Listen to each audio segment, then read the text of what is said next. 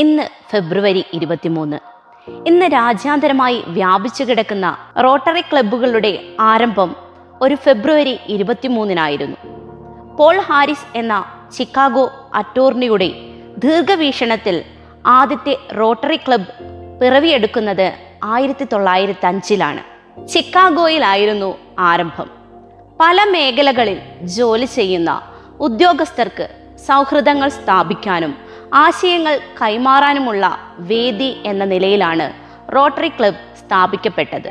കാലാന്തരത്തിൽ മനുഷ്യ സേവനം എന്ന കാഴ്ചപ്പാടിലേക്ക് അത് വളരുകയും അന്തർദേശീയമായി പടരുകയും ചെയ്തു.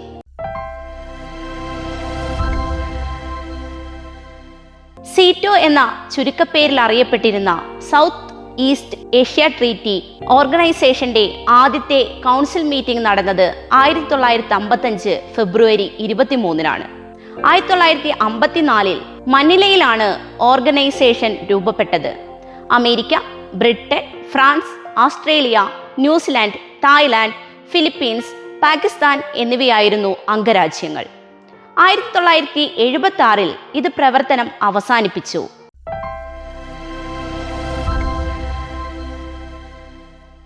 ഇതിഹാസ സംഗീതജ്ഞനായ മൈക്കിൾ ജാക്സന്റെ റെക്കോർഡുകൾക്ക് തുല്യമായി കാർലോസ് സന്താന 8 ഗ്രാമി അവാർഡുകൾ സ്വന്തമാക്കിയത് 2000 ഫെബ്രുവരി 23-നാണ്. 1999 പുറത്തിറക്കിയ സൂപ്പർ നാച്ചുറൽ എന്ന ആൽബത്തിനാണ് അവാർഡുകൾ ലഭിച്ചത്.